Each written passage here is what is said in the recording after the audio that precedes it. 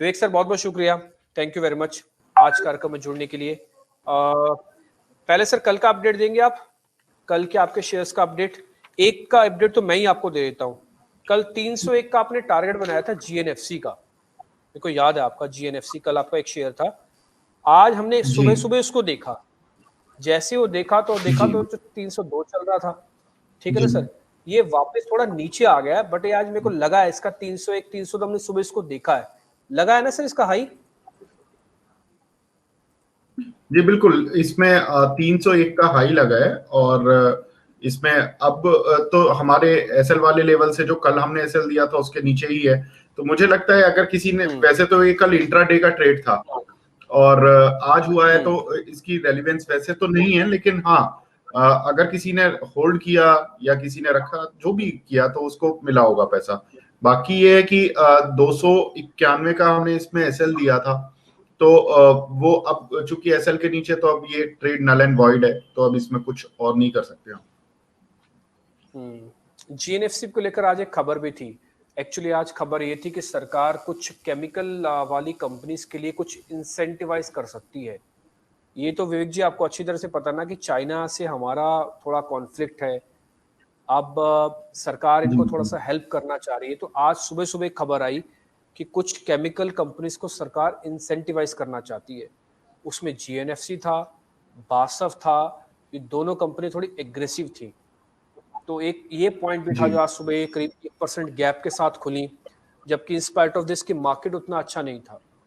तो ये सरकार की खबर का सर फर्क कितना पड़ता है, ये खबर नो डाउट आप तक भी पहुंची होगी इंसेंटिवाइज करवाने की। ये इंसेंटिवाइजेशन कैसे मिलता है, कैसे होगी हेल्प, कितना फर्क पड़ेगा, जरा जीएनएफसी से ही बताइए। देखिए, इसमें ये होता है कि जो सरकार ने जो खबर आई है, जो मैंने भी पढ़ी थी, वो ये थी कि जो C1 वैल्यू चेन प्लेयर्स हैं उनको ये इंसेंटिव मिलेगा। अब C1 वैल्यू चेन प्लेयर्स कौन से होते हैं?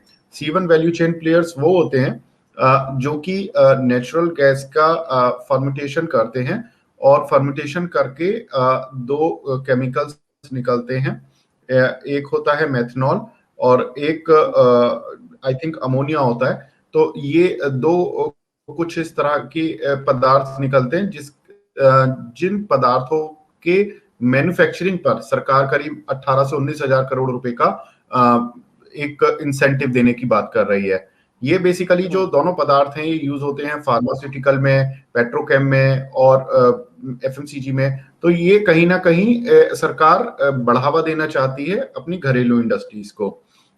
उसमें बाई चांस की बात है, ना सिर्फ जीएनएफसी और बासफ है, इसमें कुछ अन्य फर्टिलाइजर कंपनीज भी हैं। लेकिन फर्टिलाइजर कंपनीज क्या हैं, ज्यादातर अपने ही घरे कंजम्पशन में को यूज करती हैं, क्योंकि ये यूरिया में भी काम आता है, मेथनॉल वगैरह। तो जीएनएफसी एक ऐसी प्लेयर है जो कि थोड़ा सा इसको बाजार में सेल भी करती है, इसीलिए जीएनएफसी को बड़ा फायदा मिल रहा है। ठीक है, डन। अच्छा सर, एक चीज मेरे को आप और बताइए, आज ना एक और खबर भी आई थी एथेनॉल को लेकर। आज सुबह सुबह एथेनॉल के जो स्टैंड अलोन उसको घोषित कर दिया गया है। अब ब्लेंडिंग तो होती थी पहले, अब स्टैंड अलोन का मतलब ये है कि अब चाहे तो इसका अकेले भी इस्तेमाल हो सकता है, ब्लेंड करने की जरूरत नहीं है आप, ये अगर किसी को भी जरूरत है तो ये खबर भी आज सुबह सुबह आई। ये शुगर कंपनीज के लिए कितना टर्न अराउंड होगा, क्योंकि पिछली बार भी आप बता रहे थे कि सिर्फ 3 रुपए बचता है पर किलो के हिसाब से शुगर कंपनीज को। 29 रुपए की कॉस्ट आती है, 32 रुपए की चीनी बिकती है, और एथेनॉल पे आप बता रहे थे करीब करीब 10 रुपए बच जाते हैं उनको, तो एथेनॉल बनाते हैं वो। लेकिन सबके पास प्लांट मशीनरी नहीं है। अब गवर्नमेंट इसको ने इसमें नोटिफिकेशन करके इसको कह दे कि इसको सेपरेट कर दो, एथेनॉल करके एक नया फ्यूल बना लो स्टैंड अलोन। अब हो सकता है आने वाले दिनों में पेंट वाली कंपनी भी एथेनॉल को खरीदने लग जाए, हो सकता है आगे चल के पेट्रोल वाली कंपनी अलग से इसको अपने इस्तेमाल में लें, कुछ और भी हो सकता है, कहीं भी और इसका एथेनॉल का हो सकता है कि ऑटो कंपनी एथेनॉल को लेके कुछ और डिवाइस बनाना शुरू कर दे, इनोवेशन ले आए अपनी पास कि ठीक है एथेनॉल एज अ फ्यूल है तो हम अपने इंजन में चेंज करते हैं, हम एथेनॉल बेस्ड बनाते हैं, डिपेंडेंस भी नहीं होगी ज्यादा, ग्लोबल मार्केट में सस्ता भी है जी। तो इस खबर का एक बार जरा मेरे को व्यू पॉइंट पूरा समझाइए कि और फर्क कितना पड़ेगा शुगर कंपनीज पे। देखिए, खबर नो डाउट गेम चेंजिंग है for the entire sugar space, क्योंकि अगर, लेकिन केवल प्रश्न यही है कि क्या इम्प्लीमेंट हो पाएगा या नहीं, क्योंकि अभी इंडिया में उस तरह के ऑटो व्हीकल्स नहीं है जो कि 100% इथेनॉल को एब्जॉर्ब कर लें। अब पहले तो आपको वो व्हीकल ही बनाने पड़ेगा। इथेनॉल बनाकर आप पेट्रोल पंप पर बिकवा भी देंगे तो खरीद नहीं पाएंगे हम लोग। लेकिन मेन चीज ये है कि कहीं ना कहीं सरकार की ये इंटेंशन है और अरब देशों को ये आंसर है कि हम कहीं ना कहीं बहुत बड़ा स्टेप भी ले सकते हैं।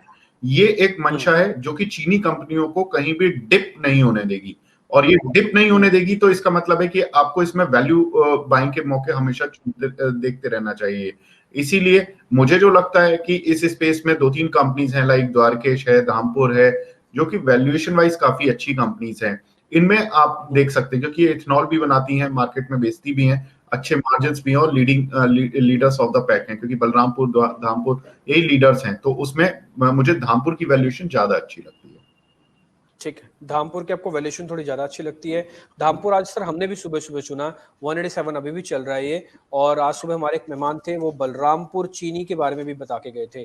तो बलरामपुर चीनी और धामपुर दो शेयर ऐसे थे जिसपे हम कह रहे थे कि थोड़ा सा ध्यान रख के आपको ट्रेड करना है, और ये दोनों शेयर वैल्यूएशन पे थोड़े ठीक दिख रहे हैं। अच्छा सर, अब हम आते हैं आपके शेयर्स पे। कुछ और अपडेट आपको देना तो आप सर बताएं, तो फिर हम शेयर्स पे आते हैं सीधा।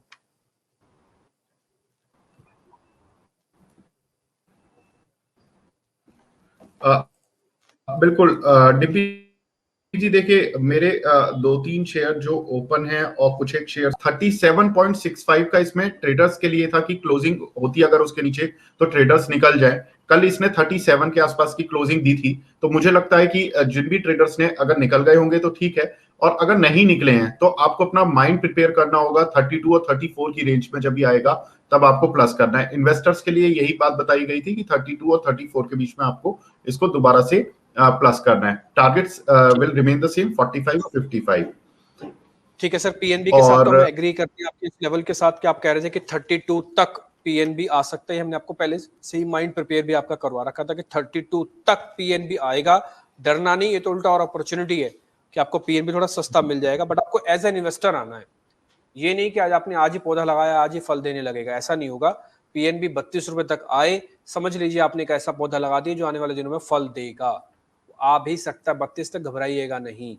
ठीक, पहला पॉइंट सर, पीएनबी आपका हो गया। और सर बाकी एक जी एंटरटेनमेंट था, वो अभी आज चूंकि मार्केट काफी गिरा हुआ है तो यहाँ पर 197 का हमने स्टॉप लॉस दिया था ऑन ए क्लोजिंग बेसिस। अब चूंकि 199 के करीब चल रहा है तो आप इसकी आज क्लोजिंग का वेट करें। अगर ये मुझे लगता है कि बहुत ही बिल्कुल एक ऐसे लेवल्स पर मिल रहा है जहां पर कि आपको बिल्कुल लेना चाहिए। और एक छोटा सा स्टॉप लॉस रह गया कि 197 की अगर क्लोजिंग आपको होती हुई दिखती है इवनिंग में तो आप इसको डेफिनेटली यहां से एग्जिट कर जाइएगा, वरना आप इसको लेके जाइए। वैसे मैं आपको बता दूं कि जी के जो रिजल्ट है, हमारे हाउस का व्यू है कि इसके वाई बेसिस पर जो इनका लॉस टू प्रॉफिट आएगी ये कंपनी, वाई बेसिस पर मैं बता रहा हूँ, क्यू ऑन क्यू बेसिस पर तो प्रॉफिट पिछले क्वार्टर में भी आया था। कब है इसके लेकिन रिजल्ट्स, कब है?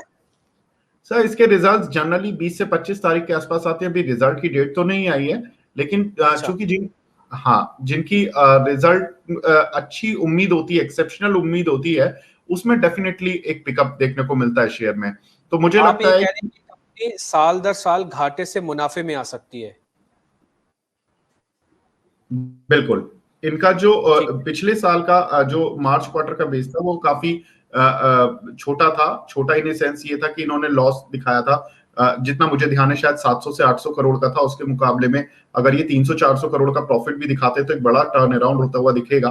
तो इसलिए मुझे लगता है कि कहीं ना कहीं जी एंटरटेनमेंट को यहाँ पर बाय करना चाहिए, एक अच्छी ठीक है, अपॉर्चुनिटी है। जी एंटरटेनमेंट भी आप कह रहे हैं कि एक बार बाय कर रखें। 197 तो ऑलमोस्ट आपने पहले से फिक्स किया हुआ है। इसका एक स्टॉप लॉस 200 के ऊपर के फिर से टारगेट आपको मिल जाएंगे। सर मैं 205 पहला टारगेट मान के चल लूं कि इसका मैं इसको 200 प्लस की जगह मैं 205 कर दूं टारगेट सर?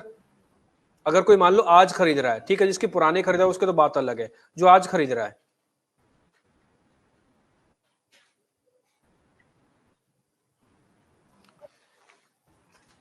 सर हम एक बार आपको वापस से कनेक्ट करें, एक बार हम आपको वापस से कनेक्ट कर बिल्कुल। रहे हैं। शायद आपसे थोड़ा हमारा डिस्कनेक्ट हो रहा है, 1 मिनट के लिए हम आपको वापस से कनेक्ट कर रहे हैं, और कनेक्ट होने के बाद आप हमको बहुत अच्छे से जुड़ जाएंगे हमारे साथ।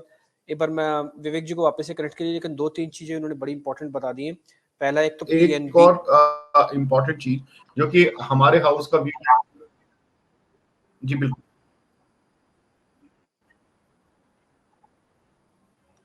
ठीक है, वापस से कनेक्ट करते हैं एक बार। पीएनबी, जी एंटरटेनमेंट, ये दो ऐसी अहम चीजें हैं जिसपे आपको ध्यान रखना है। पीएनबी आपको 32 तक भी आ सकता है, ये आपको प्रिपेयर करके चलना होगा अपने माइंड को। मैं एक बार पीएनबी का चार्ट आपको दिखा देता हूँ। आज थोड़ा सीवियर फॉल है पीएनबी पे, बट घबराने की बात नहीं। 32 तक हमने आपको बोला भी था कि एक बार आ जाएगा, थोड़ा ध्यान रख के इसके अंदर आपको ट्रेड करना है। दूसरा था जी एंटरटेनमेंट, जिल। आज थोड़ी देर पहले हमने रोहित शिंगरे से भी ये बात पूछ रहे थे। 197 इंपॉर्टेंट सपोर्ट है, चाहे तो कोई आज का भी स्टॉप लॉस रख के 197 का और 202 205 तक के टारगेट रख सकता है। अदरवाइज पक्के वाले टारगेट तो पहले से ही थे। इसके अलावा सर ने हमको बताया कि जी एंटरटेनमेंट एक अच्छी चीज ये हो रही है कि कंपनी घाटे से मुनाफे की तरफ आ रही है, यानी कि इसका जो सालाना मुनाफा इस बार आएगा उसके अंदर कंपनी घाटे से मुनाफे की तरफ आ सकती है। टर्न अराउंड स्टोरी है इसके अंदर, ये आपको ध्यान रखना है। और रही बात शुगर कंपनीज को लेकर, तो उन्होंने कहा कि धामपुर शुगर जो है उनको थोड़ा ज्यादा ठीक लग रहा है, तो धामपुर शुगर को लेकर वो अभी बुलिश हैं। तो शुगर कंपनीज को लेकर भी जो खबर आई थी वो हमने काफी हद तक आपके सामने रख दी। तो 3-4 शेयर अब तक मोटा मोटी हमने उनसे डिस्कस किए थे, वो सारे के सारे आपकी स्क्रीन पर हैं। एक बार विवेक जी को वापस से भी कनेक्ट कर लेते हैं, इनफैक्ट वो मेरे साथ हो रहे हैं कनेक्ट, और उसके बाद फिर हम उनसे जरा आइडिया लेंगे कुछ एक और शेयर्स का जो कैश के हो सकते हैं, फ्यूचर्स के हो सकते हैं। विवेक जी, आई होप आपको आवाज अच्छे से आ रही होगी। सर नए शेयर्स,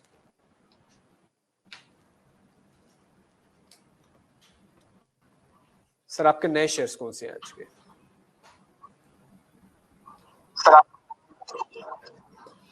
डिम्पी जी, आज मैं देखिए नए शेयर्स नहीं दूंगा, लेकिन जो हमारे पुराने ही शेयर्स हैं, क्योंकि उनकी लिस्ट वह लंबी होती जाएगी और जी उन्हीं के अपडेट्स में आपको देता जाता हूँ। जैसे हम बात कर रहे थे जी एंटरटेनमेंट पर, कि 197 के अगर नीचे बंद होता है तो आप इससे एक बार एग्जिट कर लीजिएगा, फिर देखेंगे रिजल्ट के आसपास, क्योंकि मार्केट का जो सेंटीमेंट है वो थोड़ा वीक है, और वो भी केवल इंडियन मार्केट्स के लिए।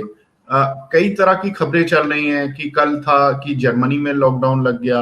अब जर्मनी में लॉकडाउन लग गया तो जर्मनी के मार्केट को सबसे ज्यादा वीक होना चाहिए था, वो डे हाई पर बंद हुआ और हम डे लो पर बंद हुए। तो ये काफी एक इंटरेस्टिंग सी चीज होती है। दूसरा कि इंडिया में कोरोना के केसेस बढ़ गए। अब सरकार ने बोला कि 45 साल से ऊपर की उम्र के लोगों को हम सबको वैक्सीन लगवाने के लिए कह रहे हैं। अब अगर कोरोना हो भी रहा है तो मर जितने लोग रहे हैं उनमें से ज्यादातर जो लोग हैं वो 45 के ऊपर वाले हैं, उनको वैक्सीन मिल जाएगी। तो ये थोड़ा सा 10-15 दिन का जो डिस्टर्बेंस है कोरोना की वजह से, ये डेफिनेटली मार्केट को कहीं ना कहीं परेशान भी कर रहा है, और इसमें हमें थोड़ा ध्यान भी देना है। बट मुझे लगता है कि अगर आज निफ्टी 14,350 के नीचे बंद होती है तो आप थोड़ा अपनी पोजीशंस को कम करके रखें, लाइट करके रखें, क्योंकि पेन थोड़ा बढ़ सकता है। अगर ये उसके ऊपर 14,470 के ऊपर बंद होती है, 350 के नीचे, तो आप अपनी पोजीशन को बिल्कुल लाइट कर लें। लेकिन अगर 470-71 के ऊपर बंद होती है तो आप अपनी पोजीशन बना के रखें, कोई इतनी परेशानी ना समझे। तो ये 120 पॉइंट का जो एक गैप है वो थोड़ा सा। विवेक जी, इसकी प्रोबेबिलिटी कितनी है कि 470 आ जाएगा? अभी सर, 350 पे आ गए। बिल्कुल, देखिए आज चूंकि 350 अभी ये 3-4 दिन पहले जो एक ड्रास्टिक फॉल आया था उसका लो था, वहां से ये शायद डबल बॉटम लगाने की तैयारी अगर करना है तो आज ये सीरियस अटेम्प्ट लेगा। अगर नहीं लेता है तो ठीक है, फिर तो आपको मानना ही होगा कि वीकनेस है मार्केट में। तो चांसेस यही है कि एफ एंड एक्सपायरी का दिन है, तो हो सकता है कि शॉर्ट कवरिंग भी काफी तेज हो, तो हमें सेकंड हाफ भी काफी इंटरेस्टिंग होगा देखने के लिए आज।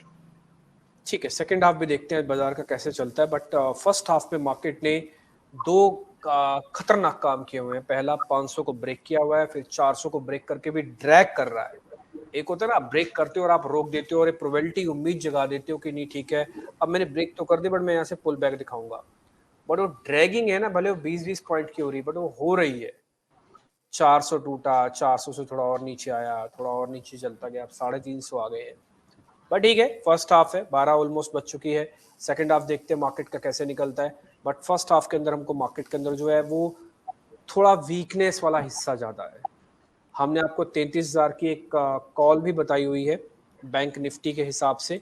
मैं जरा निफ्टी बैंक भी आपको बता देता हूँ। वैसे तो 650 जैसी ब्रेक होगा, 33,650 आपको नीचे आ जाना चाहिए था, अभी 721 चल रहा है। तो 32,650 पे आप बाहर आ जाइएगा उस कॉल से भी। उस कॉल की कीमत अभी 60 रुपए है, जो मैं आपको दिखा भी रहा था। 33,000 की जो बैंक निफ्टी की कॉल है वो 31 आज के एक्सपायर वाली, वो भी 60 रुपए है। हमने आपको बताई थी 90 रुपए के आसपास, पुल बैक भी आया 116 117 तक का, लेकिन अभी 60 रुपए आई हुई है। तो सेकेंड हाफ मार्केट का बहुत इंपॉर्टेंट है, और आप चाहें तो जैसे ही 650 लगे तुरंत इससे बाहर आ जाएगा इस कॉल से भी, फिर कहीं जीरो होने ना चली जाए, ठीक है। और अगर पुल बैक आया तो बहुत स्ट्रॉन्ग पुल बैक भी आएगा, ये वापस से कॉल डबल भी हो सकती है, बट थोड़ा सावधान रखें, है रिस्की बट थोड़ा सा सावधान रखें, आपको इसी सावधानी के साथ ही चलना होगा। ठीक है सर, बहुत बहुत शुक्रिया sir, thank you very much Vivek ji. मेरे को अच्छा पता है आपका क्या लगा आज आपने एक पॉइंट जो हमारे सामने रखा, कि मैं कोई कॉल नहीं बताऊंगा आपको, ये अच्छा लगा हमको। ना बताना ज्यादा अच्छा है बजाय इस तरह के मार्केट के अंदर बता देना। हमने भी आज कुछ ज्यादा शेयर डिस्कस नहीं किए बाय द वे, आज हमारे सारे मेहमान ऐसे थे जो बहुत ही आराम से बस ठीक है पुरानी चीजों को हम डिस्कस मार रहे थे ज्यादा।